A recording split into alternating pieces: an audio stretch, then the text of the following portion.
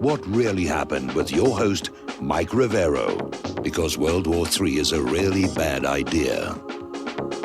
Here is your host, Michael Rivero. And aloha, America. Welcome to our show. And it's Friday, August 14th, 2020. Thank goodness it's Friday. Thank goodness it's Friday. Thank goodness it's Friday. We have got a lot of things to talk about. And when we're done talking about those, the phone lines will open up. As usual, this being Friday, the lovely Lady Claire will be joining us in hour number 2.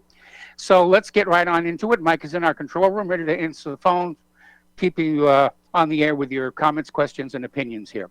All righty. Now, the breaking news happening today is apparently Kevin Kleinsmith, who was assigned to the Russia investigation, plans to plead guilty that he altered an email from the CIA that investigators relied on to seek renewed court permission in 2017 for a secret wiretap on the former Trump campaign advisor Carter Page, who had at times provided information to CIA. So he's admitted his lawyers are saying it was a simple, honest mistake. Well, when you're transcribing, maybe you can make a mistake, but when you take an email and you alter the contents, anyway, it's a plea deal, and it's hardly a smoking gun, and it may be the beginning where we're going to start seeing a lot of people panicking and trying to make deals, or it may be that everybody's agreed this is going to be the sacrificial lamb. Kevin Kleinsmith gets to go spend a little time in a minimum security federal prison, and everybody else walks free on this thing. But anyway, Kleinsmith, who was assigned to the Russia investigation, plans to admit he altered the email, and Kleinsmith's lawyers said that he made a mistake while trying to clarify facts for a colleague. Pretty weak there, anyway. Now, as we get into the campaign here, and of course, this weekend, the Democratic convention is starting up. We have to take a good look at the candidates, and especially in the case of the Democrats, we have to take a good look at that vice presidential candidate, because of the very real possibility that she could wind up in the Oval Office within the next 4 years. So now's the time to look back at Joe Biden on his gun control agenda, because as you know, ever since coronavirus and the rioting that's going on, law-abiding Americans are arming up. There's been an increase in concealed carry permits. Forbes magazine estimates that 20 million Americans are now carrying as part of their everyday life. Now, the flip side of this is that Joe Biden's 2020 campaign has been perhaps the most radically anti-Second Amendment campaign on record. Biden is very proud of his role in spiriting the 1994 gun ban into passage. If he's elected, we will see an expansion of the power of the federal government and attacks on the rights of Americans that will not be restricted to the ownership of firearms. As president, Biden would resume the Obama-era attacks on the suburbs ended by President Trump. He gives citizenship and voting rights to nearly 30 million illegal aliens and use the Federal Reserve to address a racial wealth gap. All right, so 3 things you need to know about Kamala Harris, Biden's VP pick.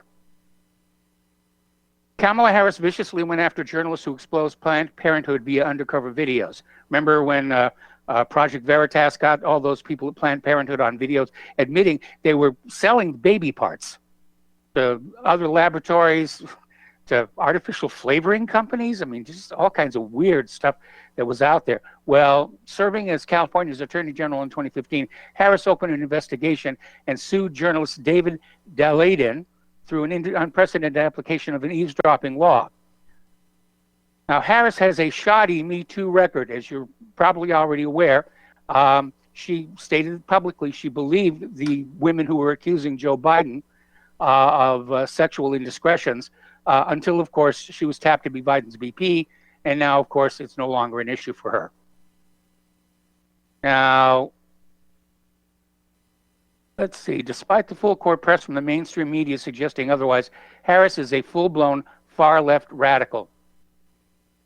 And she's an extremist on issues like abortion, immigration, guns, religious freedom, and health care. On abortion, like many Democrats, Harris voted against the Born Alive Infant Protection Act, an act meant to prevent infanticide in the U.S. On immigration, Harris suggested that there was a perception that ICE is administering its power in a way that's causing fear similar to the KKK. Now, this one really caused the hairs on the back of my neck to stick up here, and this is coming out of stationgossip.com. Hillary Clinton doesn't rule out serving in a Biden administration. Quote, I'm ready to help in any way I can, end quote. And as a matter of fact, she had a little video interview with a setup that had been staged to look like an Oval Office interview, with the desk in front and the row of books on the table behind and the drapes behind. I mean, to me, it was a little obvious and heavy-handed. They were trying to make her look presidential. But in any event, she came on and said, yes, I'm ready to go and help rebuild America any way that I can in the Biden administration. I'm getting a distinct feeling that her efforts to seize the throne have stumbled rather badly, and she's still trying to find a way she can stage a political comeback. All right, let's talk about COVID-19 here, because that's still out there. And it's now been determined that taking people's temperatures upon entry to businesses and schools is rather pointless as a standalone measure to protect against the spread of COVID-19. And the practice can just as well be avoided to save time. This is coming from Dr. Anthony Fauci himself during a Facebook Live broadcast just yesterday. Now, the World Health Organization, also yesterday, said people shouldn't worry about contracting coronavirus from food or food packaging. Now, supposedly, we can contract it from each other. That's why we're all wearing these little masks. And we have to wash our hands because we can leave coronavirus all over everything we touch. Well, what about in the supermarket when somebody picks up a package and says, oh, this has monosodium glutamate, I can't eat this, and they put the package back? Have they not just contaminated that food wrapper? Or is World Health Organization just trying to mitigate the damage to the retail supermarket chains? So that's one of the problems, is the information we're getting is so conflicted and so self-contradictory. If we are contagious, if everything we touch is contagious, everything we touch becomes contagious, then yes, food packaging that's been handled by other shoppers is potentially dangerous. That's just the way it is.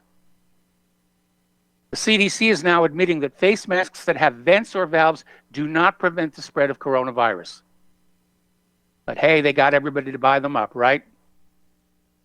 Okay. Keep an eye on the TV. Apparently, Donald Trump's younger brother, Roger, is in the hospital in New York City. And apparently it's serious. It's not COVID, at least they're not saying. And apparently the president is on his way to visit him. All righty. Getting on back to politics here. The Progressive Caucus is not signing the Democratic Party platform at the convention. Apparently, they've arrived at loggerheads. And California Representative Ro Khanna and national co-chair of Bernie Sanders' 2020 presidential campaign, one of the most progressive members of the Democratic Party, said yesterday he will be voting against his own party's platform during the national convention. And the main reason he's voting against the platform because it does not include Medicare for all. So the infighting has begun here.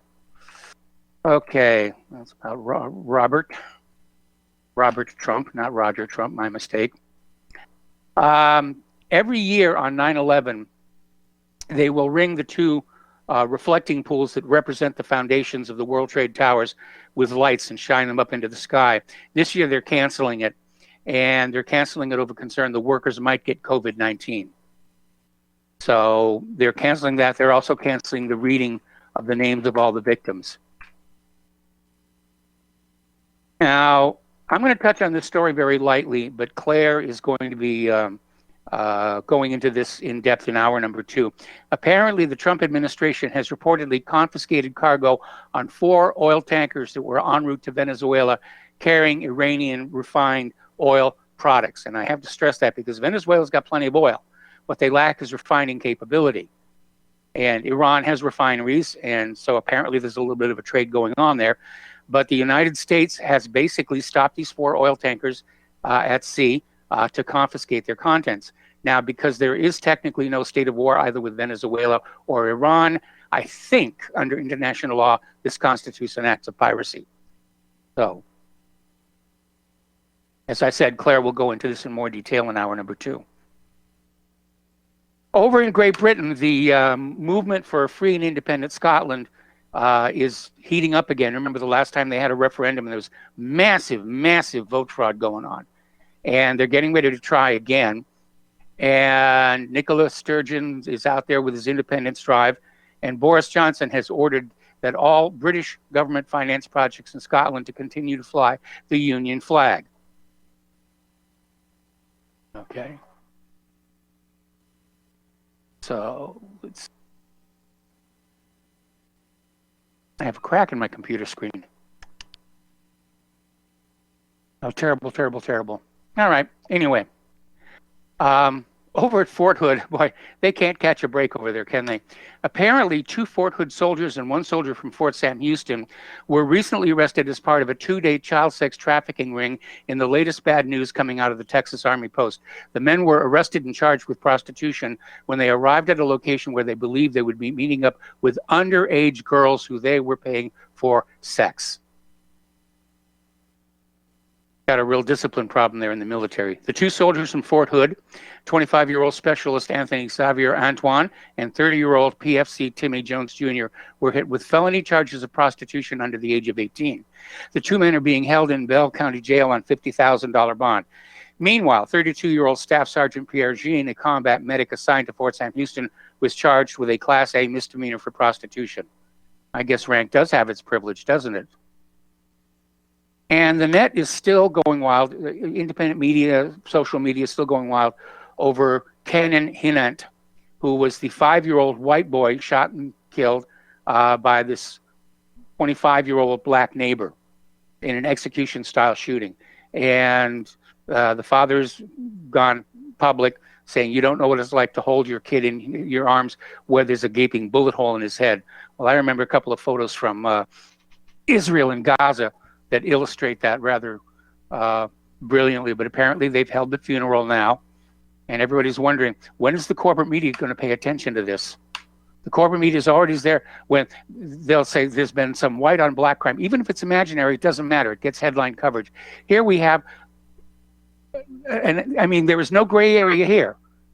This 25-year-old black guy just walked across onto the property of this 5-year-old boy, or his family rather, pulled a gun, put it to his head, and pulled the trigger. There's not much gray area. They're still refusing to say what his motive was. I mean, he could be in the jail cell just screaming, I hate white people, and they're not going to let that out because they're pushing the agenda that white people are bad and evil and violent and black people are not. So, okay, let's talk a little bit about the economy. Spot silver surges above $28. It's still undervalued relative to gold. Could hit silver in the near term, could hit $50 in the near term. But according to Schiff, the fundamentals are still bullish for gold. Well, I can't even talk this morning. What's going on here? All right. Trump champions the national parks, signs a $3 billion a year conservation law. That would be really good. I do like our national parks. And meanwhile, Germany has warned the U.S. against imposing sanctions on Nord Stream 2, says no country has a right to dictate its energy policy. Well, Germany is absolutely right about that. Unfortunately, the U.S. government's attitude is, yeah, we're gonna make you buy your oil and gas from us, even though it's a poorer quality and more expensive. You will buy your oil and gas from us. And that's what happens when you have a failing empire, where they can't do what they used to do. We can't make the TVs we used to make. We can't make the computers we used to make. We don't even make the cars that we used to make. And so what do? We don't retool. We don't rebuild the manufacturing infrastructure. We go ahead and we just try and knock down the competition some way, either politically or economically, or if push comes to shove, declare war. That was the real motivations behind World War I and World War II, was to remove Germany as a manufacturing competitor with whom the rest of the world could not compete. So you think about that one for a while as the sabers get rattled. All right. Do you remember down in Texas, there was the so-called Save James ruling, and it involved this divorced father and mother of 8-year-old James Younger. And there had been a previous ruling that said the father and mother had an equal say in his medical and psychological care. And the reason this was an issue is because the boy's mother wants to transition him to a female and has already got him enrolled in school as a girl named Luna, and already subjecting him to transition therapy and medical procedures at the expense of the father. Well, apparently there's a new judge has reversed the previous ruling about equal say in the medical psychological care and said the father must pay $5,000 a month to allow the mother to go ahead and transition the young boy. Now, the mother has forced James to live as Luna in a school surrounded by teachers and therapists who do not acknowledge that he has said multiple times to multiple people that he wants to be a boy and hates being forced to be a girl. So this, to me, is child abuse. If this kid wants to be his birth gender, and the mother, for whatever weird, twisted psychological reason, says, no, no, no, I'm going to make you a girl, that mother does not own that child. That child has certain, inalienable rights upon the moment of birth. And I do think it's child abuse. I mean, he's 8. He's not even old enough to know what gender and sex is really all about yet. Now, when he gets to be 18, 19, and he decides, hey, I want to be a woman, that's an entirely different story. That's his choice. But to have it forced on him because it's trendy, because it's the fashion, that's child abuse. It really, really is.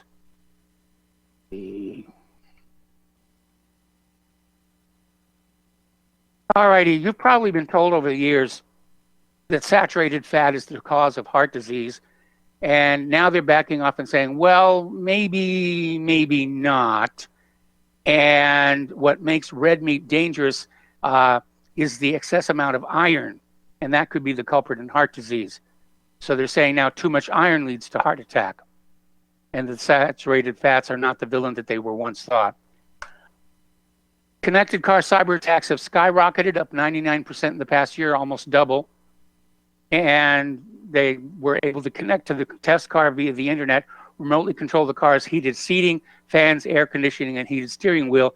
And probably thinking, well, what's the big deal with that? Well, here's the problem with cars that have automated parking systems or collision avoidance systems. Those can be hacked as well, and the car can be taken over and, for example, driven into a tree.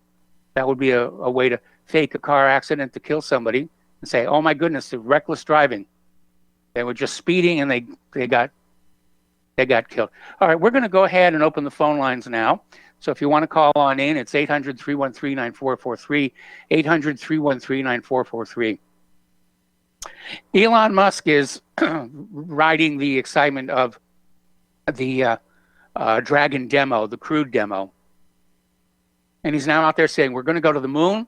We're going to have a base on the moon. We're going to send people to Mars. Yep.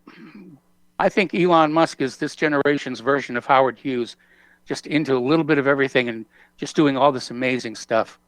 And I certainly wish him well. I really do. He does show what privatization can do when the government keeps its hands off here.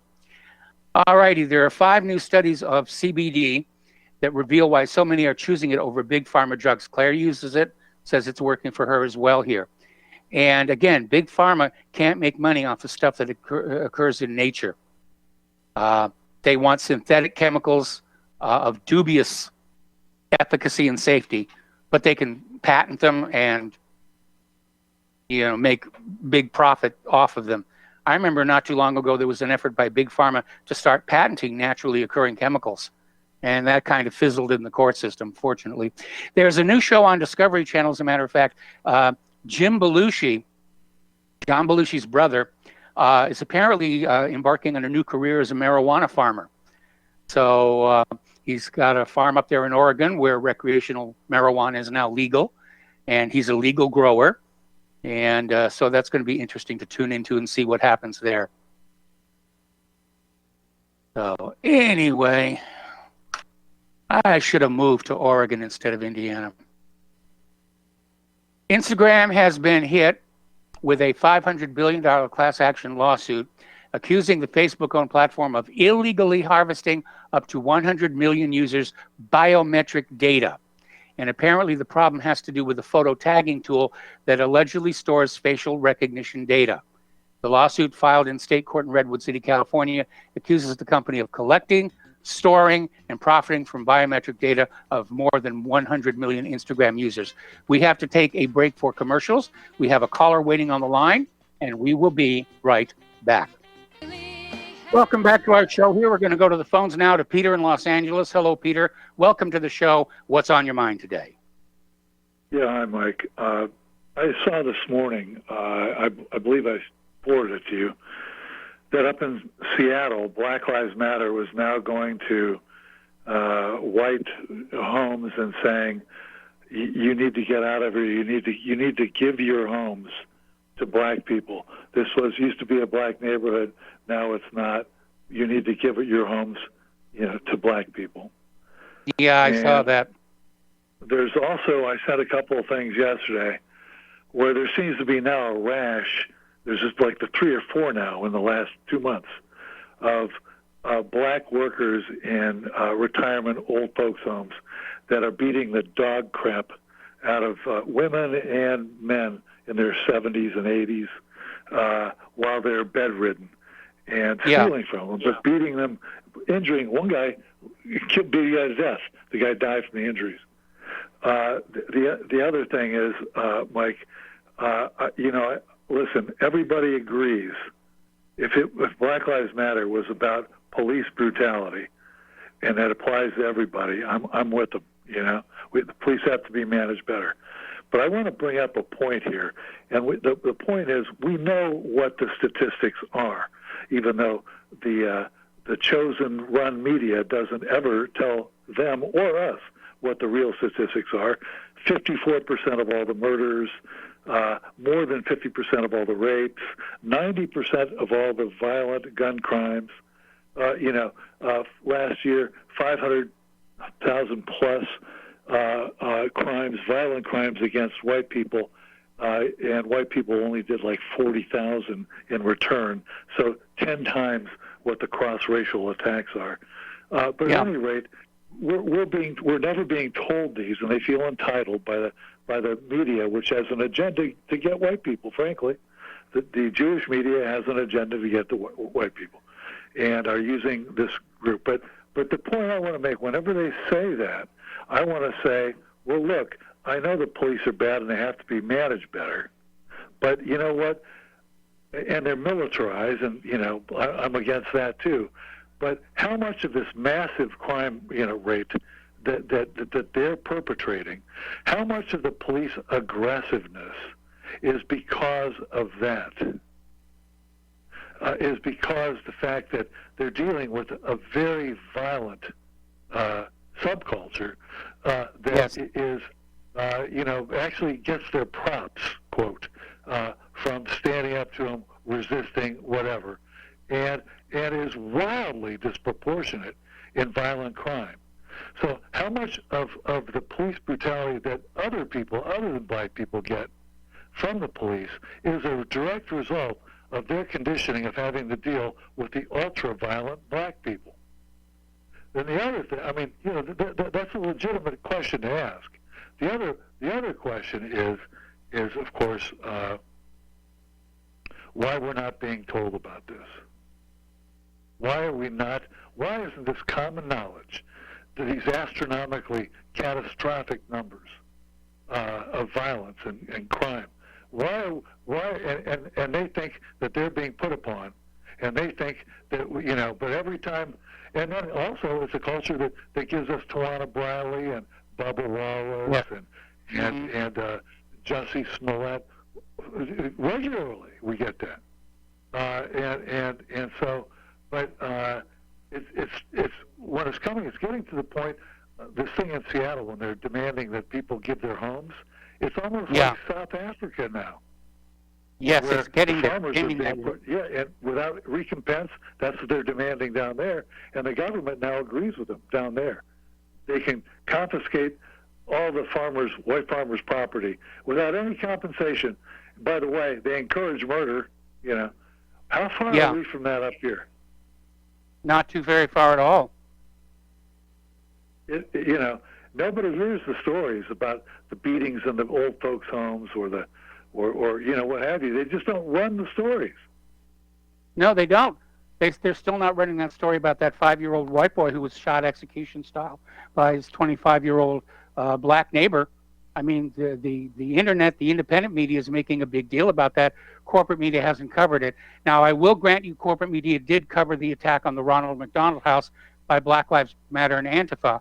And I'm glad that they did, because I think that shows the true character of what these organizations are really all about. Mike, just before I cut off here, back in last November or October in Minneapolis, there was a black guy in a mall, a big mall, multi-storied indoor mall, and it was apparently hitting on, white women or something, and had been refused. And his reaction to that was he went up to a 5-year-old white boy and threw him over the balcony onto the floor below. Just picked him up and threw him over. A helpless little kid. Nobody heard about that either.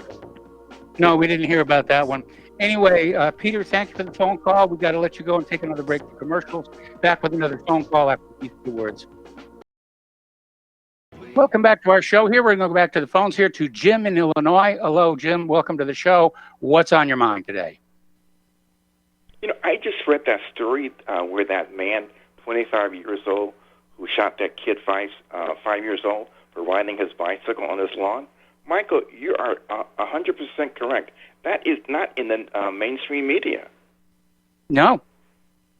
And you mentioned about the Ronald McDonald House in Chicago. The local news in Chicago, they really under-recovered that story. And another story that no one's even talking about, Northwestern Hospital, which is located downtown Chicago, hundreds of workers were unable to go to work that day because of the rioting. And those two stories hardly anyone is talking about. But Susan Rice insists these are all peaceful protesters. Say it again, please. Susan Rice insists these are all peaceful protesters. Yeah, like hell. But getting back to the story regarding the kid 5 years old, that should be in every single newspaper, not only in this country, but throughout the world. Well, it is getting covered in other parts of the world. It's just being conditized here in the United States. Yeah, and again, like you stated, if that was a white guy shooting a black kid, they would be rioting right now. Yeah. So I don't know. I just don't get it. Everything is so damn upside down. But again, the corporate media, they're not doing their job, and that's why I very seldom, listen to them. So, Michael, you take care and have a nice weekend. All right, thanks an awful lot. The phone lines are open, 800-313-9443. Getting on back to social media and the abuses of the aforesaid here. Twitter is facing a potential $250 million fine for, quote, inadvertently, end quote, taking users' contact info for advertising. And apparently they were using phone numbers and emails from its users to target advertising, according to a new filing with the Federal Trade Commission. Now, over 1 billion Android phones may be at risk of 400 Achilles vulnerabilities that let hackers turn the handsets into spying tools. And they shouldn't do that because that's the government's job to do that here. So security researchers are warning over 1 billion Android phones are at risk of becoming a spying tool for hackers. The team found 400 vulnerabilities in Qualcomm's Snapdragon chips, which are staples in the smartphones. The flaws, collectively called Achilles, allow cybercriminals access photos, videos, location data, and other sensitive details on the handset. Realize how useful that is. If they have your handset and they know that you're over at Disneyland, then they know that it's safe to break into your home. That's a real problem. Let's see. First uncovered by the firm Checkpoint, experts say users only need to install what seems like a benign app, but is actually riddled with malware that lets hackers launch their attacks. So you've got to be careful what you load into your Android phones. Apple tries to keep an eye on that by having everything go through their app store, but even they have been caught. They've even been caught a few times themselves. Okay. All righty. Now, here's what's really interesting. A number of telescopes, government agencies have been shut down amid increased asteroid threat. And we have been hearing recently how more and more asteroids are being detected coming close to Earth.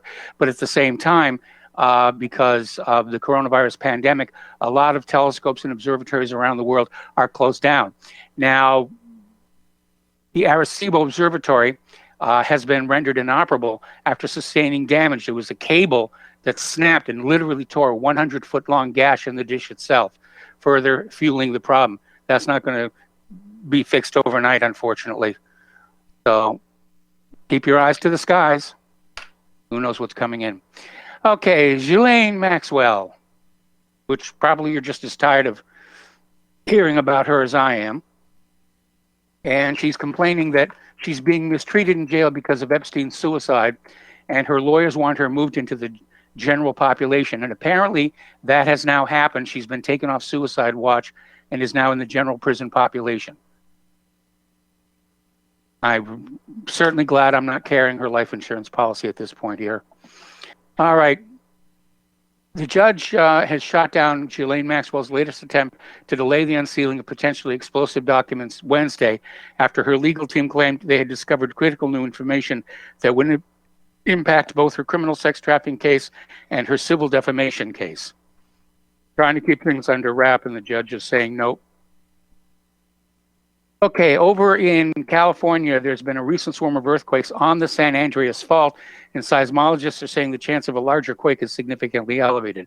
The big one is making headlines once again. Now, Claire and I lived in Southern California for most of our married life together, and we went through some big earthquakes, including the Northridge earthquake. But I remember back then it was always, San Andreas, San Andreas, San Andreas. And in fact, when the Northridge quake hit, our first thought was, this is the big one on the San Andreas fault, but it really didn't happen. So they're saying the area is overdue for a big one. We know that they are, and all you can do is be prepared to deal with the quake, which we found in the aftermath of the Northridge quake that a lot of our friends and neighbors just absolutely were not well prepared for that. All right, we're going to go back to the phones here to Tom in Florida. Hello, Tom. Welcome to the show. What's on your mind? Yeah, good day, Michael. There's a lot of things on my mind. I'll get to that 5-year-old kid, and your one caller is right. They'd be riding all over the whole United States of America. And yeah, Mike, you said something you wanted to maybe move to Oregon. I don't think you want to move to Portland, do you? And I don't think you want to give up your vote. No, not Portland. No, yeah, Oregon farming country. Oregon farming country. It's funny. Belushi's brother died of a speedball, didn't he, John? Yeah. He goes figure, runs in the family, I guess. But, getting to this, Mike, if you make a buck, what the heck? It takes a schmuck to make a buck, I guess.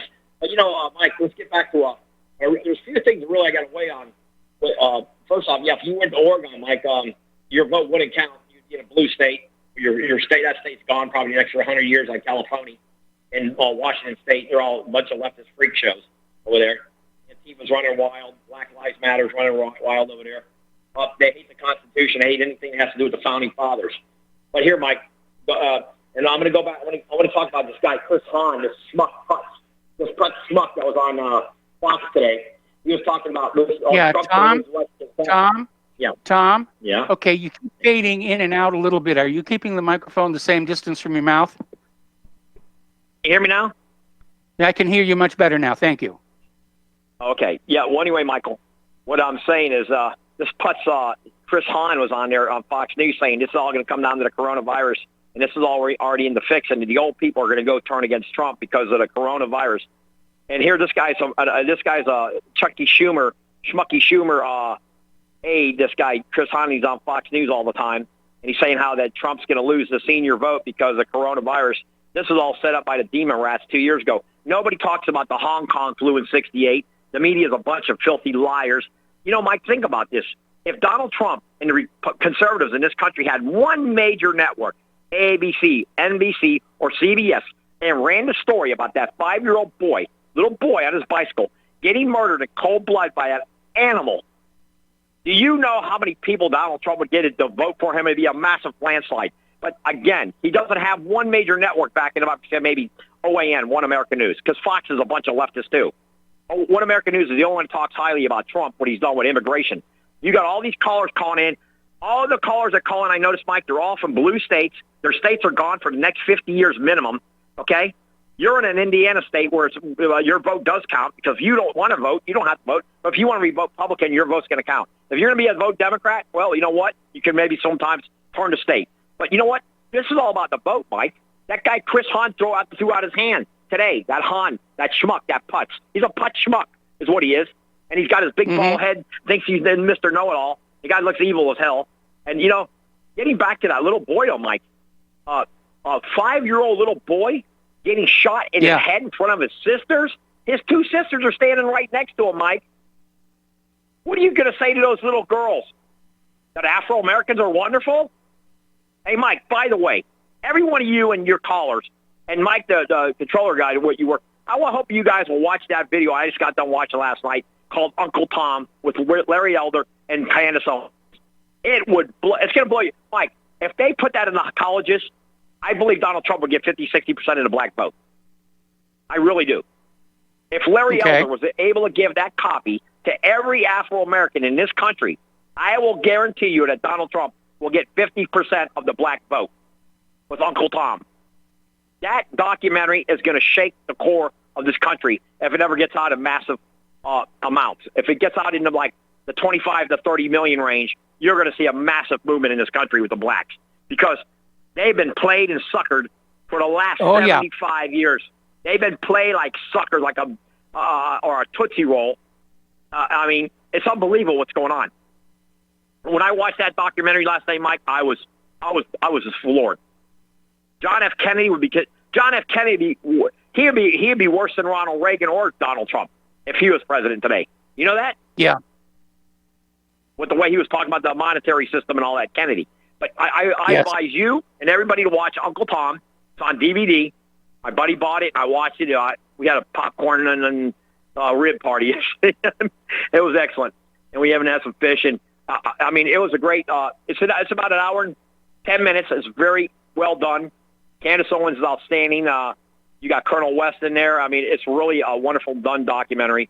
And it's exposing these liberal demon rats for what they're trying to do right now with this election. Oh, by the way, Kamala Harris, I watched a video of her today, tearing Joe Biden up here in South Florida in that first debate.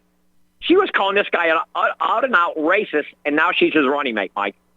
That's the hypocrisy of these dirty Democrats and the demon rats and the media, filth that they Washington perpetrate. Post is already out there trying to say that no, Kamala Harris never called Joe Biden a racist.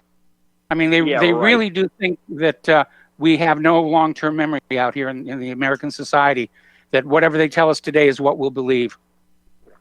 Hey, Mike, listen, I know I call your show a lot, and I complain about who's in control. There's a lot of Anglo, I don't know if they're Christian, I don't know what they are. There's a lot of them that are in control, too. But I tell you, for a minority that the schmucks are, 2 or 3% of the population, boy, do they control an awful lot of the communication of this country. It's unbelievable. Yes. It's horrifying, to tell you the truth. Like I told you, Mike, Israel would never allow. And by the way, Donald Trump signed that. They got a peace agreement now with the Arab Emirates. I think that's a good thing. But Donald Trump can never already backing out of some of the provisions. Well, there was a provision in there that Israel would cease efforts to exert sovereignty over the West Bank, and Netanyahu's already saying, no, that's not going to change anything that we're doing there. Well, you got to remember, Mike. You remember the Israelis got a thing called they have a thing called the Samson option. I'm sure you're aware of that. So you can they'll just knock it all down. Yeah, they'll just knock it all down and neutrons. So, getting back to the Democratic Party, though, in this country, what they're trying to do to Trump, you're going to have a guy like Biden and Kamala Harris who want unfettered immigration. And California's got 8 million, Mike. 9 million illegals in the state. How does a white guy or a black guy have a chance getting jobs over there? And you know what? All these blacks, I would like the black caller to call in and tell me, how is it feasible that the black leadership in California is not trying to stop all these illegals coming there, taking the jobs away from them and the water and the housing? These people are not coming to help the Afro-Americans in this country, I don't believe. Do you? No, they're not. Exactly. And, what's going on? And like I said, Mike, Jesse Smollett got away with the filth that he did. Now you got a black guy shot a little 5-year-old boy in the head in front of his 2 sisters, Mike. That is the most horrible. That's one of the most horrible things I ever heard in the news. I tell you the truth. Yes. I think that's one of the most appalling things. And Mike, the crime rate, like Peter's talking, the crime rate these blacks committed. Oh, by the way, Mike, when I went to Cuba, I asked my wife's family. You know that because she has family over there, and I tell you, Mike, you know what she told me? Oh, that all used to be white neighborhood. All the houses where I went in Cuba, they're all most of them look like shacks, Mike. Something like there's the people in the ghetto in Harlem live better than these people over there, I guarantee you. And the biggest rundown shack in the United States is like a mansion compared to Cuba. And Mike, all the whites fled. They came to Miami, South Florida. You think they want another communist government? They don't want it, Mike. They already went through it. I was there. I seen it with my own eyes. I can tell you everything about that place. It's appalling what the commies did to that island. It's destitution, man. Forget the prostitution. It's destitution. No, hardly anything to eat or anything over there. It was a paradise in the 50s. Yes. It was a well, mecca. that's when the mafia was in there. They were trying to turn it into the Las Vegas of the Caribbean. Absolutely. Absolutely. And I've seen it with my own eyes. And when you go to Havana, Mike, you think like it looks like an atomic bomb blast. Some of those areas in Havana. It's unbelievable. I mean, don't get me wrong. What they do is amazing with the cars and stuff. It's incredible. How they can get a car still running that from the 50s. It's truly amazing. They improvise, and their ingenuity as far as fixing things is incredible. I must say that. The old tractors are still running over there. It's just amazing. So I got to give them a lot of accolades for that. But getting back to it, Mike, we're not hearing that one major network is talking about this little boy. If it would have been a black boy like your last caller called in, and a white guy, a 25-year-old white racist man would have shot a little black 5-year-old boy, Mike, every city, I'm believing every city in the lower 48 would be on fire right now. I agree. Where there's a black population. Well, it's up to us to get that story out there. Not because I want to start writing in all the cities here, but we need to shame the corporate media into understanding that we see the bias, that we see the agenda, that they're trying to demonize white people and portray blacks as the victims, and it's just not so. It's true, Michael, what you're saying. And, listen, like I say, I keep telling you this, if these billionaires, some of these guys like Trump, who's got billions of dollars, and he can get maybe like 10 other white guys that are conservative, have conservative principles, to buy one of these major networks like ABC. If Donald Trump can get control of ABC network and put the narrative out on a major primetime channel that's been established for 70 years. Look, Thomas Edison, when he invented the movie projector, he never thought that the Jews were going to take over the whole movie industry, did he? First of all, Thomas Edison didn't invent the movie projector. He invented the movie camera. The movie camera. He invented the movie camera. And but yes, he was very concerned that other people were going to steal it, and he formed the Motion Picture Patents Company. And unfortunately, a lot of the New York fur traders, who were, yes, we'll admit it, were Jewish, basically grabbed onto it, started making their own cameras and entertainments, and they moved out west to get away from Edison's lawyers, and that's why the center of filmmaking moved from the East Coast to Hollywood. Thank you for telling me that, Michael. I really didn't know all that. That's informative information, because what's going on here is how the minority is telling the majority what to do. Okay, Tom, I got to let you go. Got to let you go. Got a commercial break. Got another caller, and then the Lady Claire at the top of the hour. We'll be right back. Welcome back to our show. Here we're going to go back to the phones to Kelly in Austin. Hello, Kelly. Welcome to the show. What's on your mind? Hi there, Mike. I didn't call about this, but that story about that young 5-year-old boy in North Carolina just breaks my heart. Yes. If you want to say anything, it's going to break this country into civil wars and stuff like this. Well, I think we have an obligation to get that story out there. Yes, absolutely. We do. You do, in particular, since you're in the media, and I hope that you're successful at that. But that is just absolutely breaks my heart. To think that young boy was standing out in front of that house with his two sisters and was shot in the head by that idiot. Because he supposedly rode his bicycle across that idiot's lawn. It's incomprehensible. They're not saying what the motive was. They're not saying what the motive was, but even so, riding a bicycle across some guy's lawn does not justify that kind of a response. I'm sorry, it just doesn't. There's something else going on inside that guy's head. Very quickly, I spoke with you last week about installing a Raspberry Pi. I bought a Raspberry Pi computer, and I'm installing it right now. It looks like it's going to run. I'm going to like it a lot. It's just a low-power computer. I'm going to run with all these other computers I have around here. And it looks very nice. Okay, about the San Andreas fault system. There is a San Andreas main fault, but that's not the only fault. In fact, you live down there and you ought to know this, but there are, in Southern California in particular, there are a number of minor faults that splay off of the main fault. And the Northridge fault is one example. If you look at a map of these things, they break off in arcuate patterns off of the main fault, and so they're curved.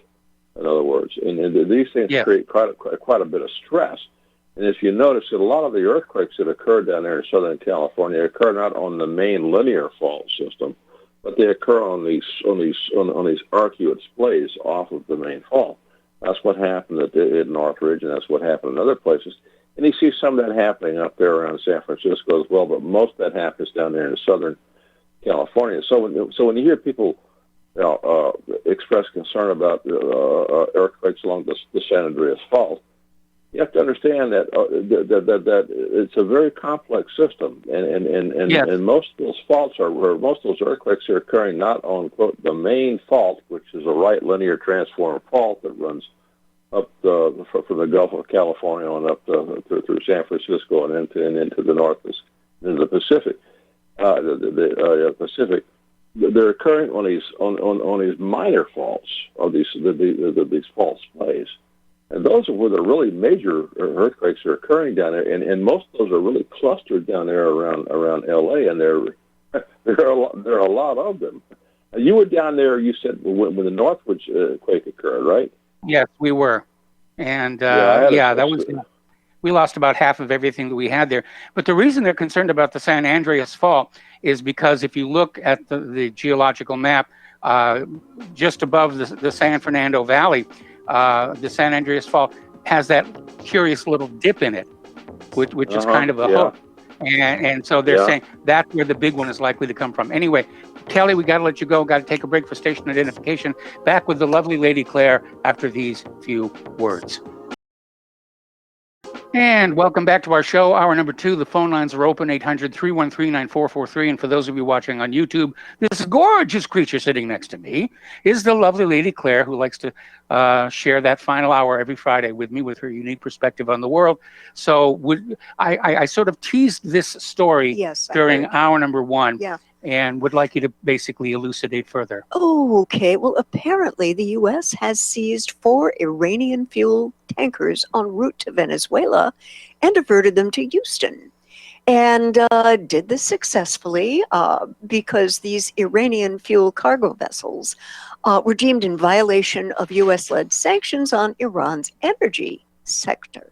Now, apparently, the efforts were met with success because the Wall Street Journal reported one official said that the vessels had been taken over without the use of military force, but didn't provide details.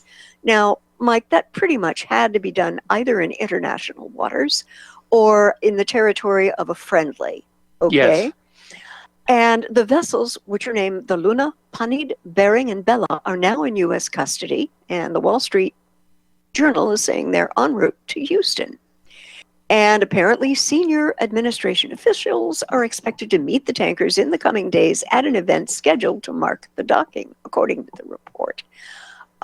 Now, Mike, I'm having a real problem with this because isn't the interdiction of a country's ship in international waters considered an act of war? Am I wrong on this? At the very least, it's an act of piracy. Yeah. And, you know, the United States can dress it up by saying, well, we have sanctioned you and we don't think you should be moving your oil around the world. But once they're in international waters, international law, maritime law applies. Yeah. And so, the United States has just conducted an act of piracy, 4 ships and their contents. Yeah. And, you know, I know they're going to do a big press build up about this, about aren't we great? We grabbed these 4 ships. But it is. They basically stole the property of other countries and just stole it off the high seas. It's an act of piracy. Yeah. Unfortunately, one of the things I'm noticing with the Trump administration is that they are claiming international law is anything the administration says it is. You know, that's not good. That's not really good. Not good. That's not good at all. And the one thing that people keep forgetting, and again and again and again, last summer there was a conference on relations with Iran and Russia. And the St. Petersburg Times said that the Russian diplomat told his Iranian counterparts that if the United States attacked Iran, Iran would not stand alone. Yes.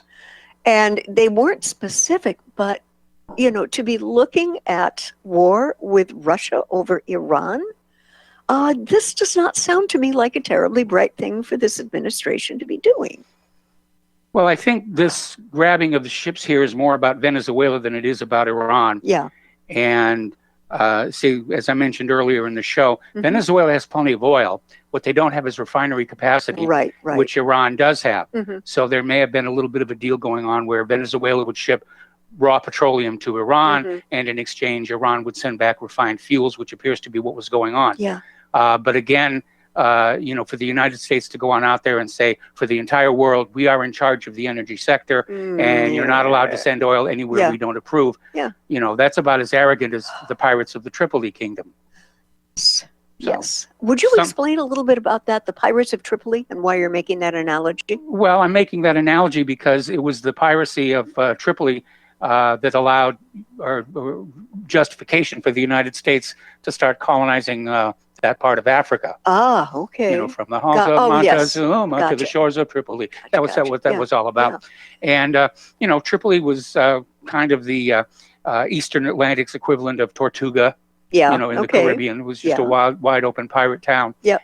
And they had a king who, oddly enough, was elected. In fact, there was even one king who was elected who was a coffee merchant. And diplomats from other countries said, "Why'd you elect him?" And he says, "He makes a great cup of coffee." And that's more than most kings know how to do. That's funny. Yes. That's funny. Apparently, hopping over to Europe, Paris is placed on red alert. German COVID-19 cases are spiking, and there is a second wave fear rattling Europe right now. And didn't you tell me about the study of a quercetin zinc combination that did better at treating COVID-19, that is hydroxychloroquine? Hydroxychloroquine. Yes. It's not better, but it's a safe and, more to the point, available alternative. Okay. And the whole idea of the hydroxychloroquine is to basically pump the zinc into the virus where the zinc will prevent it from reproducing again. Oh. And apparently, quercetin will do exactly the same thing.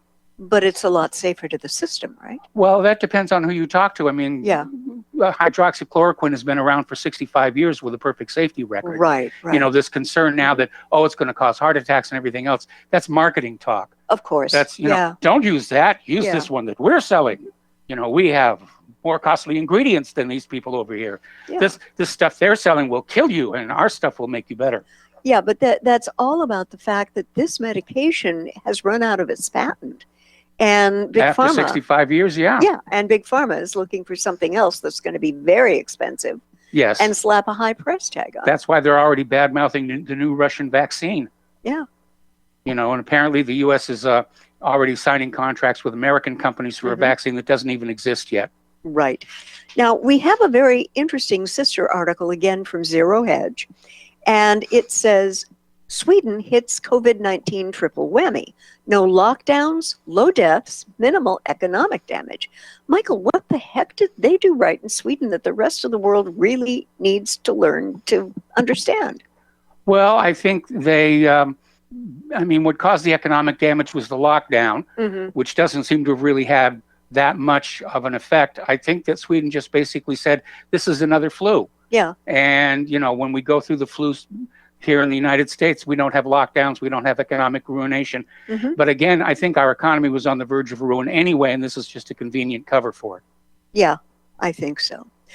There's a little bit of hidden history that I would like to bring up.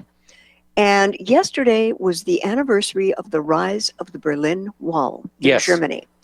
And this is authored by Fiona Harrigan via the American Institute for Economic Research.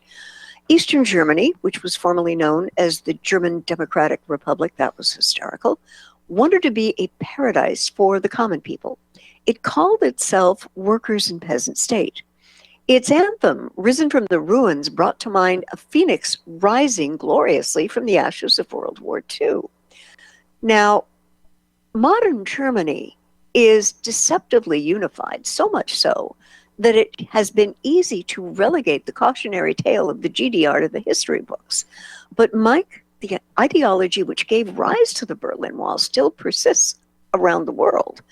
For as happily as we can celebrate the day it came down, the day it rose must always stand as a testament to how easily freedom can fall victim to absolutism. And I agree with that. But in this case, the Berlin Wall was all about, the confrontation between the Soviet Union and the United States and NATO, right. which, when Germany fell at the end of World War II, it created a power vacuum in that part of Europe, with both sides rushing in to claim as much as they could. And, the American propaganda was very powerful and very alluring. And Russia was definitely losing German population across the border, and that's why they put up the wall. Yeah, definitely. And getting back to the COVID-19 issues, lockdown restrictions are a test to see how much tyranny Americans will accept. Well, I refuse to accept it. Now, this is authored by another gentleman, and when he writes something, I pay attention because he's very well spoken, he's very logical, and he talks about the pandemic lockdowns as being a very complicated issue, and that, he says, is completely deliberate.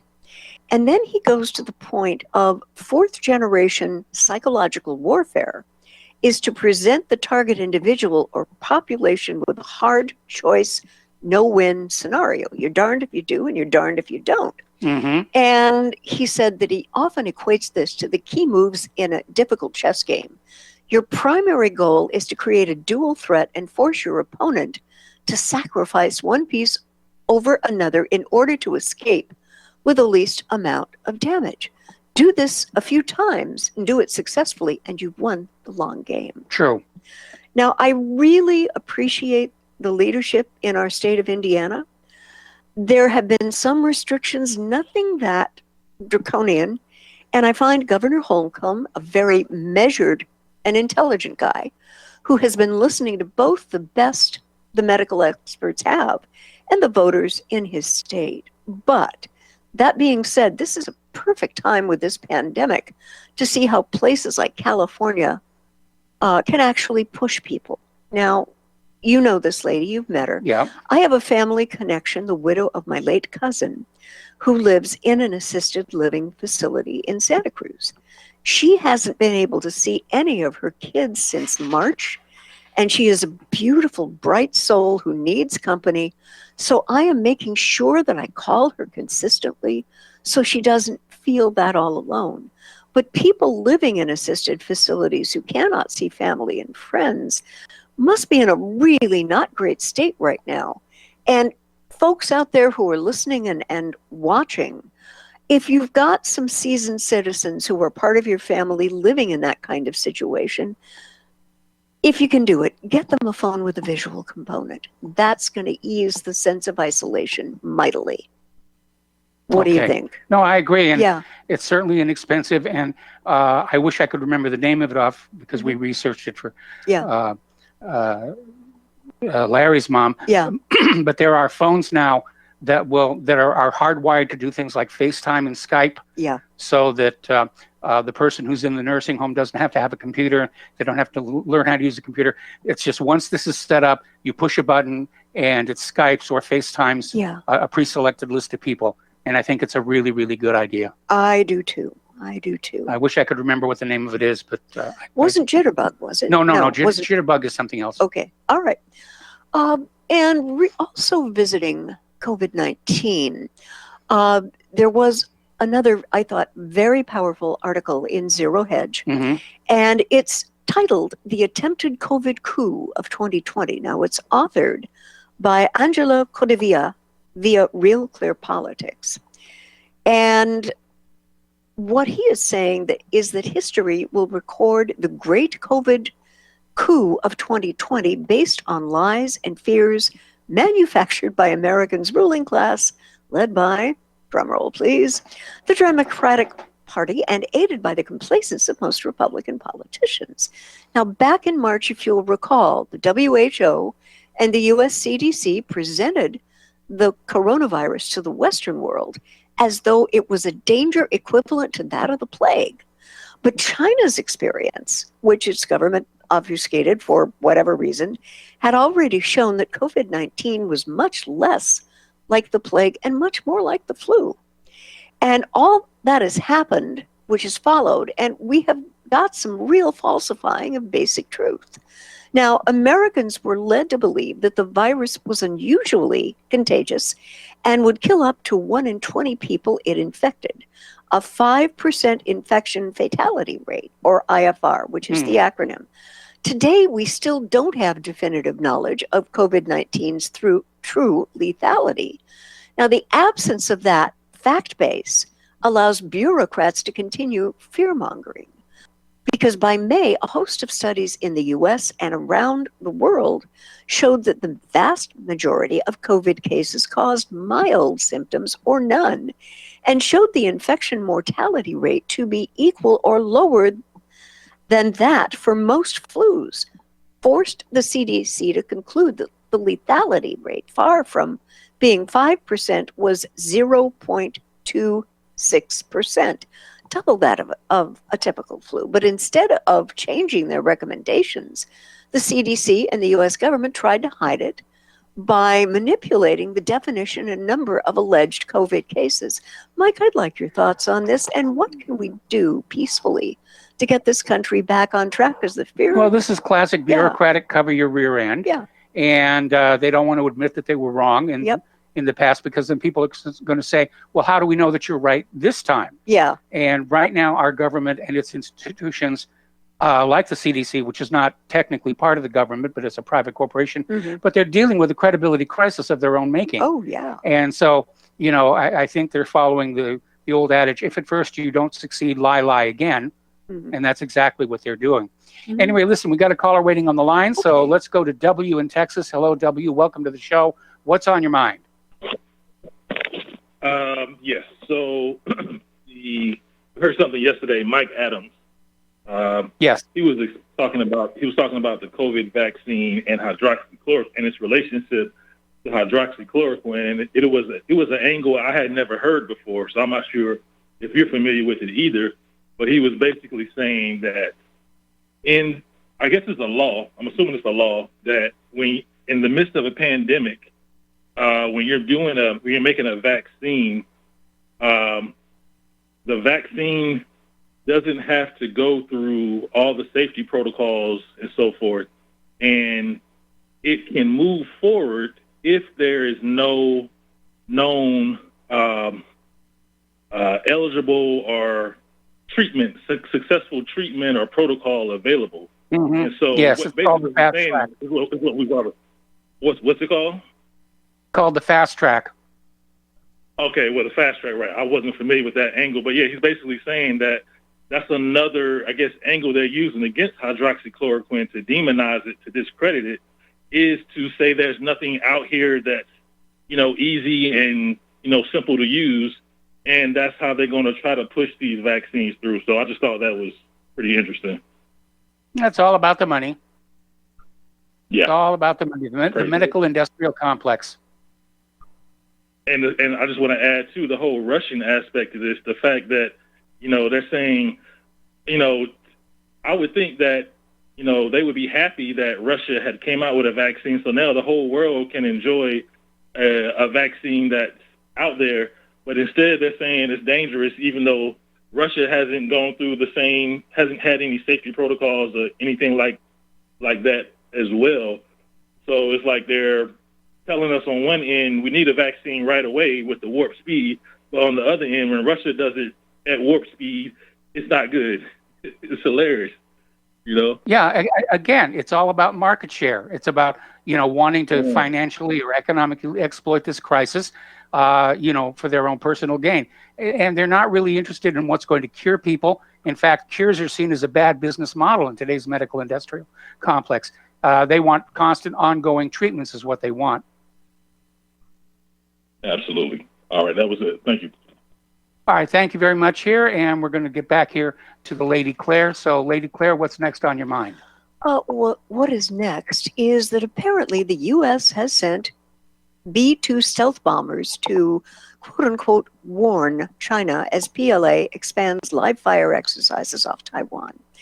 And apparently, they did this just as major Chinese live-firing naval drills were being conducted north of Taiwan.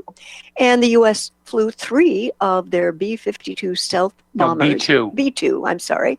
Stealth bombers to its Diego Garcia base in the Indian Ocean. Now, the British daily The Times describes that the American bomber movements were to address the growing Chinese threat over Taiwan on the very eve the PLA drill kicked off. And this is the first time, Mike, in a while, that the U.S. has sent nuclear-capable strategic bombers to the remote island since 2016. And apparently, it's an indication of the growing concern about China's intentions toward Taiwan. Now, Mike, what concerns me here is just how long a dance between U.S. and Chinese forces until they actually begin to tangle. I've heard from other articles that the Chinese military have been cautioned not to shoot first. But how long can that tension be maintained before something goes horrifically wrong? Well, I'll have an answer to that after these words from our sponsors. Welcome back to our show here, and a friendly reminder that Republic Broadcasting Network, and for that matter, WhatReallyHappened.com, are engaged in a perpetual fundraiser. The postal address where you can send a check, money order, or if you prefer anonymity, cash, is Republic Broadcasting Network, 2251 Double Creek Drive, number 302, Round Rock, Texas, 78664. The phone number where you can make a credit or debit card donation is 800-724-2719, extension 3. And of course, there's a donate button on the front page of whatreallyhappened.com. Now, in answer to your question, Claire, I don't know that full-on war with China is really feasible. They are a nuclear power. And while they have more people in uniform than we have people in the United States of America, they don't have the ships to get them across to this side of the Pacific to invade the North American continent. Now, the United States doesn't have as many armed forces, but I don't see them invading the Chinese mainland because of that numerical disadvantage. What I do see, though, are some limited skirmishes around the South China Sea Islands, possibly Taiwan. Okay. All right. Thank you. There was a very interesting presentation by CENTCOM's Chief Commander General Kenneth McKenzie.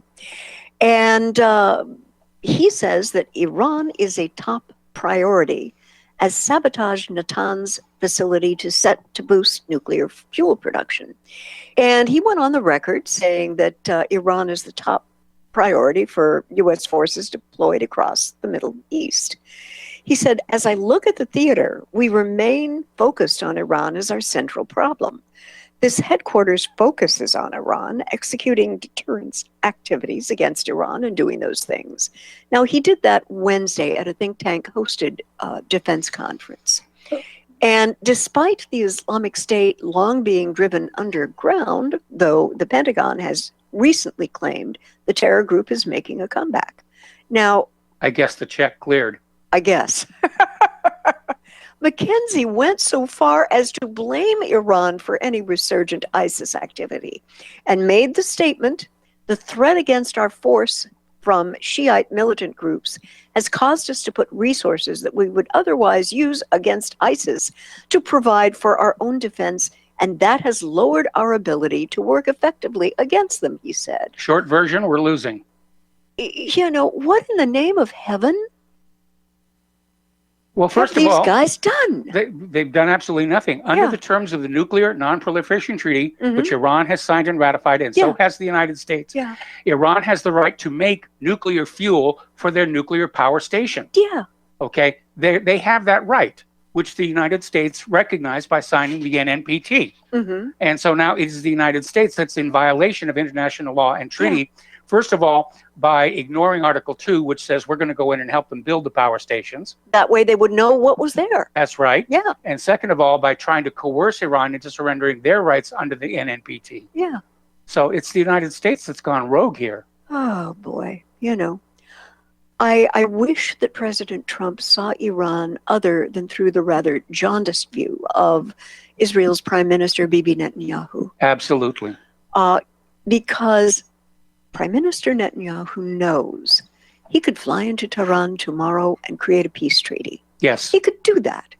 and it would be welcomed, by the Iranian people, by the Israeli people. But there is such a political pressure on the people of Israel to always have them terrified.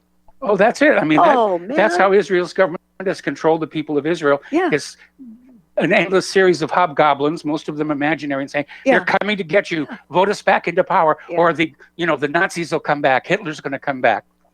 And when Prime Minister Netanyahu describes Iran, he describes the country as an existential threat. But Mike, that's not it at all. From everything I've read, it's an economic threat. It's about economic competition. Of course, Israel's, Israel wants to do business, but Iran is a competitor, and Israel doesn't like competition because that drives down profits. Yeah. And, Iran, under the NPT, is allowed to manufacture industrial uses of nuclear technology, medical uses of nuclear technology. And these are industries that Israel is trying to get into, and they don't want to have Iran to compete against them to lower the prices. Yeah, that's really kind of a shame. Yes, it really is. Yeah. And this whole thing with this rapprochement between, and I'm going to get into that later, between Israel and the UAE, President Trump has made an observation that it will stop Israel from annexing East Jerusalem and the West Bank. That's actually a provision that was written into the agreement, but Netanyahu's already said we're going to ignore that. He's backing out. Yeah. Yeah. He's going to do a typical Israel. He's going to demand that the UAE conform with all of the expectations in there, and then maybe we'll do something down the road. We'll think about doing something nice in return. When I think about the classical definition of a frenemy, yes. Oh man, unfortunately, Israel carries that title. They've earned it with the United States, with all of the support. They say that Israel's our only friend in the Middle East, and all I can think of is before Israel came along, we didn't have any enemies in the Middle East. Yeah. All right, I'm going to take a break for commercials. We've got callers waiting on the line, and we will be right back. All right. Welcome back to our show here. We're going to go to the phones to John in California. Hello, John. Welcome to the show. What's on your mind? Hello, Michael, Lady Claire. God bless you. You're on the radio to give your good information. I see you weathered the storm yesterday. Your equipment's all intact. It's a good thing you cut off like you did, saved it. Yeah, it got pretty scary. Good back. Anyway, Claire, I was going to talk code, but you brought up Iran. And this whole thing where they think they're the boogeyman, and I try to tell people, well, go back to 1953 when the CIA went in and tried to oust the duly elected leader because I think they didn't want to become centralized banking, and the powers didn't like that, so they deposed Mozambique and put in the Shah and all that, and then, of course, you know what happened. But, yeah, they're sitting up there, and it's ridiculous. They're not doing anything. Yeah, they signed the treaty. Nuclear, Israel didn't. They hide it, even though they're about the fourth or fifth largest nuclear power. And I heard about this thing. Yeah, they seized some cargo for Venezuela that supposedly came from Iran. I don't know, nuclear uranium or plutonium or something. I said, what gives them the right to do that? Now, if it was a Russian ship or a Chinese ship, I don't know if they do that. But anyway, that's stupid. They're just going to make it worse. Even though there's claims, Iran's trying to undermine. They've got their spies, their fifth columns in here. I said, well, just go back. They meddled with them a long time ago, and I don't forget those things. So I got another thing. Talk about Kamala Harris. Say that Biden's elected. She goes in and Biden doesn't make it. You tell Hillary wants to get in another way. She's got to pick a vice president. She could pick Hillary. So there's Hillary. And then whether a lot of people are saying that could definitely happen. Yep. And she takes out Kamala Harris or something, she's president. So, that's a big possibility. God bless it doesn't happen. One last thing. Kamala gets very depressed and goes for a walk in Fort Marcy Park. Yeah. I don't know if you know about this. They've had to recall our governor, Gavin Newsom, since the end of May, 1st of June. It's been going on. There's a lot of petition signing. And I don't know where we're at. We're on the edge of the San Francisco East Bay, and it's like another country over here versus Oakland and San Francisco. Where they're doing much over there, but I know it's getting out here. But you drive it outside the big cities, you see a lot of signs: recall Newsom, recall Newsom. So whether that gets anywhere, but it's happening. So that's, one thing. People say, get out of California. Well, I'll stay and fight for a little bit right now. I got some family, I try to make some plans to leave, but I'm not going to do it right off. My wife, is tied a little bit because the family's here, but I'll try to make some secondary plans. I don't think that real estate's going to go immediately, after the election or anything, but, it's going everywhere else, even Florida and Texas and places. People are getting out of there. So, where they go, I don't know. So anyway, John. Thank you very much, guys. Have a good weekend. All right, same to you. We're going to switch over to Doug in Malaysia. Doug, thank you for waiting patiently. What's on your mind today? Hi, Mike. I've been hoping to get through to you for a couple of weeks. Somebody was on the air complaining that other guest show hosts did not be calling in. Remember that? Yeah, I remember that. Well, I wanted to make a suggestion that anyone tries to tell you how to run your show, you should just totally ban them. Well, I'm always open to opinions, and, I try and tailor the show to what the audience wants. It's just a joke. Okay. All right. So anything else on your mind? I sent you an article about Taiwan, the national paper there, or the biggest one is Pro-Independence News, and they have a story about the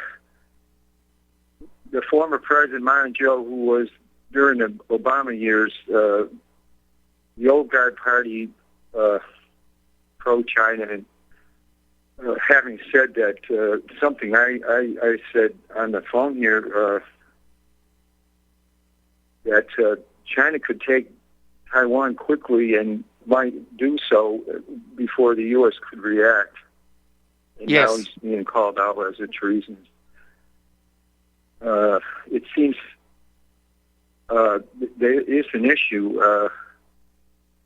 If the U.S. really wants to protect Taiwan, then might want to actually consider parking some equipment there. And I know this sounds like a little far-fetched from what I previously said, but the U.S. could have a base in Taiwan, and it would perhaps be a shift in policy that would pacify everything.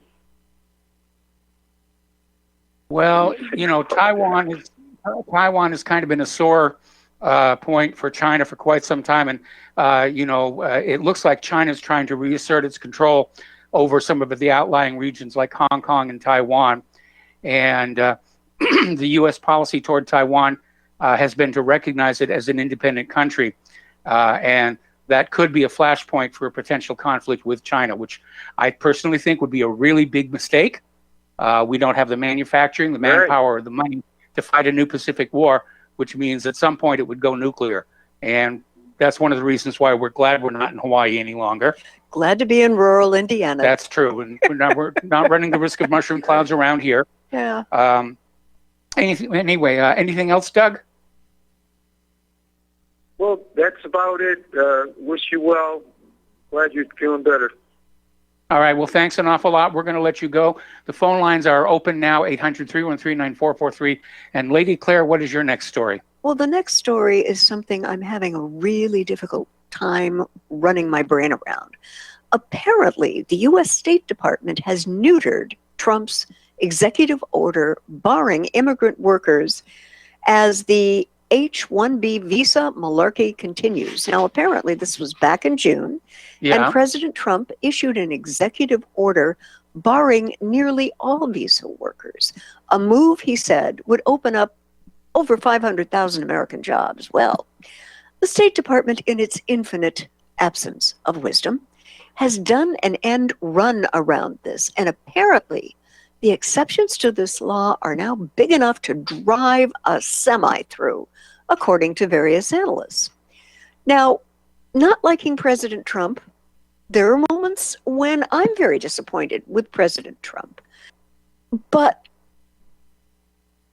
to punish the American workers for this? Mike, this feels like a bought and paid for situation by the big tech companies. Of course, nothing can be proven, but Mike, I mean, this is really punishing Americans.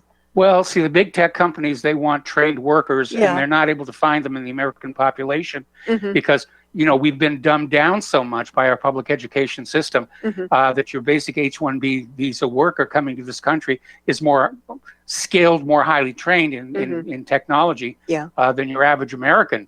And, we have these woke people out there saying that good English and good grammar is racist and we should abandon it.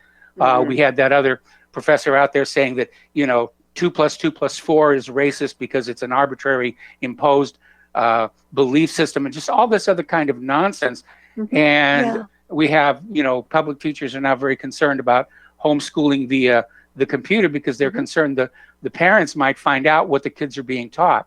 Yeah. But the bottom line is we've heard all these horror stories about kids who are graduating high school who can't read properly, who can't do math. Yeah. They're math illiterate. And you've got to have good, solid math skills to work in a high-tech environment. And so the reality is that your average American student is inferior to your average H-1B visa worker, coming into this country to enter the high-tech sector. And the big tech corporations know that.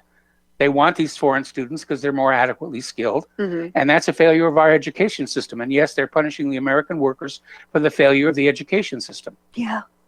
I keep on wondering, with this horrible program we've had, No Child Left Behind, which was institutionalized, dumbing down, what the heck Betsy DeVos is going to do about it? And I don't see any activity. Nope. Mike, do you hear or see like a press conference? Here's how we're going to change it. Here's how we're going to fix it. I hear zero, nothing from her. Well, again, if you look at the larger agenda of driving the United States down to third world status to make it easier to drop all the borders for the one world government, then, it's absolutely perfectly in line with that agenda. I hear you. And at some point, we're going to see these other nations with better education systems. They're going to come under attack. They're going to get woke, and they're going to start having their monuments torn down and their histories erased. Yeah, that's a pretty terrifying idea. Yes, it is.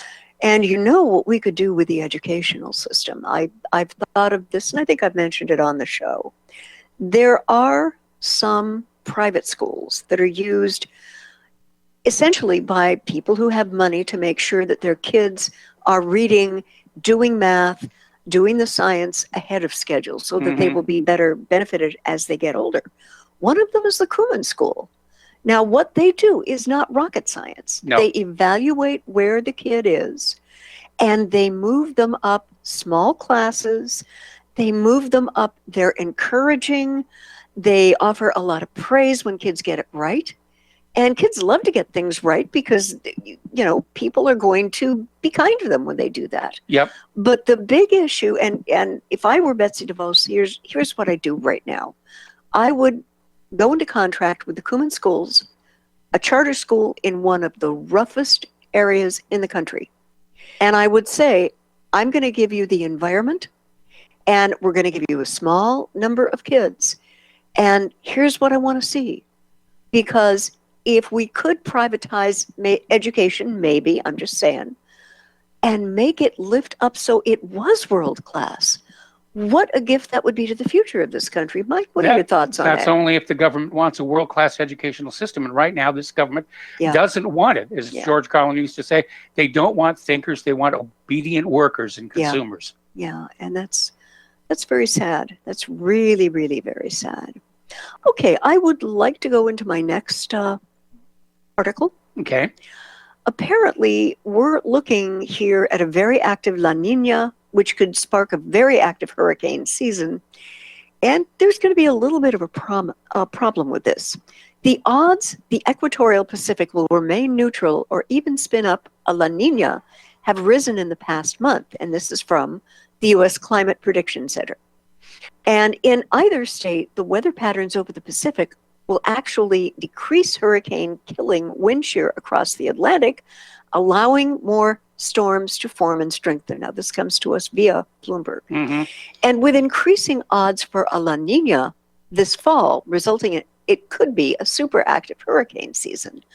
But unfortunately, President Trump has redirected the use of funds from FEMA disaster relief programs to pay for tens of millions unemployed, broke, and hungry Americans devastated by the virus-induced recession.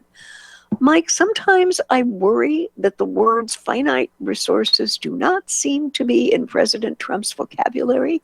And that's a little scary. I'd like your thoughts on that. Well, I mean, Alexandria Ocasio-Cortez has the same problem when she was talking about her Green New Deal, and everybody said, how are you going to pay for it? And she said, well, just pay for it. You know, the money will be there somewhere.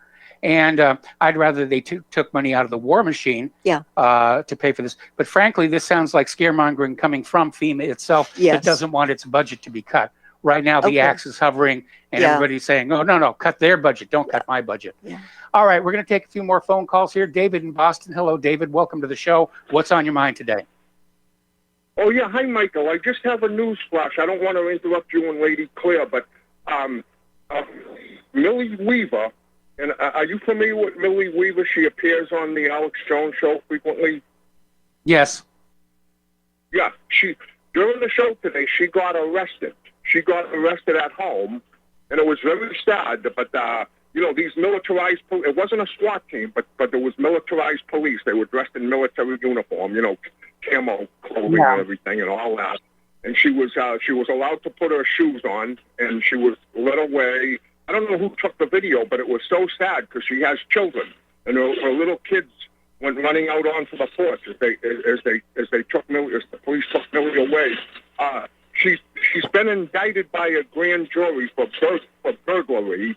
And they say that's practically unheard of for a grand jury to indict somebody just on a charge of burglary. But evidently she's friends with President Trump and Ivanka. But what it has to do with, they're making I forget the name of the film, this expose. But she was getting, and Alex said he warned her that she was getting in too deep with the deep state. She was getting in over her head, but she was evidently she has like the contents of the Hilda beasts and emails and exposing the Obama beast and Claptrap Clapper and John Brennan, and she was taking on the big boys and everything. So but it was very sad to see her dragged away and her children out on the porch, you know, crying mommy and everything and all that. And but you know, it's very scary to see something like that. So I don't know who came up with the video, a neighbor or something, or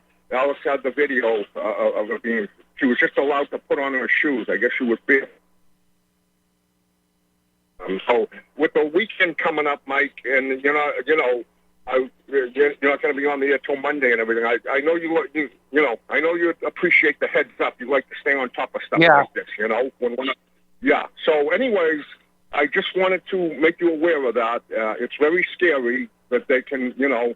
And she's a lovely lady, and she hasn't done anything wrong at all. She's a journalist, and she has the right to journalistic investigation and everything. And it's just scary when they're dragging away journalists and everything on some trumped-up charge of burglary, which I'm told, like I say, there was a lady, I don't know who the lady was that came, a friend of Millie's was on with Alex Jones, and she was saying, and I don't know too much about grand juries and everything, but she was saying it's almost unheard of for a grand jury, a federal grand jury, to indict somebody just on a charge of burglary. But that's what the charge is, you know?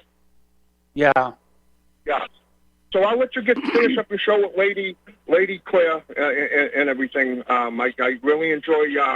I wasn't able to listen to most of the show today, but I really enjoy hearing Lady Claire when she's on. She truly is a lady of grace. You know. Okay. So all right. Well, we have to let you go, David. We have to let you go. We have to take one more commercial break. Back with another phone call from Dustin in New Jersey. Just finally calling back in. We'll be right back. Welcome back to our show here. Last segment on this Pal Hunter Friday. We're going to go right to the phones to Dustin in New Jersey. Dustin, welcome back to the show. What's on your mind? Mike, how long have you been calling in? Well, for a very, very long time. Remember I called in, I got sick, like, toward the end of February, right? Yeah. And I was found outside on my concrete porch, shivering, sweating, 2 weeks of crap, I went through. And then, I got better. I told you, like March 27th, I went for the coronavirus test. They tested me negative. I'm just curious, like, would that be out of my system by then? Like, if I cleared it out, like, it would be negative, right? I really don't know how long. I mean, your body would still show the antibodies from an infection, even if you no longer have the infection itself any longer. And I think an antibodies test is the primary means that they have for testing for coronavirus. Yeah, because I had the nasal swab. Yeah. Where it goes into each nostril, and it's a very long Q-tip, guys. I mean, it's not. They're not giving you the virus. That's like a myth. But I got tested negative. But Mike, this last week, because I haven't called in, I was sick. Like I had, could be a coincidence, maybe secondary things. I don't know. I had, discomfort around my abdomen, kidney area. I had upper respiratory problem, around my heart. Not problems breathing, but, and I had like almost like an arthritis pain in my fingers, right? Like it's bizarre. Yeah. But you know what? I take elderberry and oil for oregano and all this stuff, echinacea and D3. I get sun, Mark, I'm not under my bed, and somebody called in yesterday about quercetin. Quercetin I've been taking, and you know what, Mike? I'm actually feeling better. Is that a coincidence? Am I having second? You know what I mean? Like Dustin, here's the reality. I'm not a doctor. I played one once in a movie, but I'm not a doctor. And we don't know about that. Yeah, well, from what you're describing, my recommendation, you should be talking to your doctor about this, okay? Well, I'm just saying, I feel better. I'm taking more of this, the vitamins and stuff. But I'm saying, because I'm going back to, like Claire was talking about Sweden and stuff. We don't know everything we need to know about this virus. That's why I'm always calling in, talking about wearing the minimum, your surgical mask, because you saw that from, was it Harvard, about the minimum should be a surgical mask. Like that, you should not wear a bandana, guys. Like, no, they're useless. Completely useless. And N95. Anyway, listen, Dustin, okay, we're at the end of the show. Monday, Mike. Yeah, call in Monday. I'd like to hear more about this, but talk to your doctor about what's going on here. Meanwhile, for those of you who use our archives at RBN, they've been having tech issues the last 2 days, but should be restored to normal in the next few hours. Apparently, it was a WordPress update that broke the theme and plugins, but they found a patch and they're putting it in right now. Stay tuned for John Stadmiller. I'm sure he's got lots of interesting things to share with you. Please spread the word of RBN. Please spread the word of whatreallyhappened.com. Please donate. We need to replace equipment. And we'll be back on Monday. Have a good weekend. Aloha, America.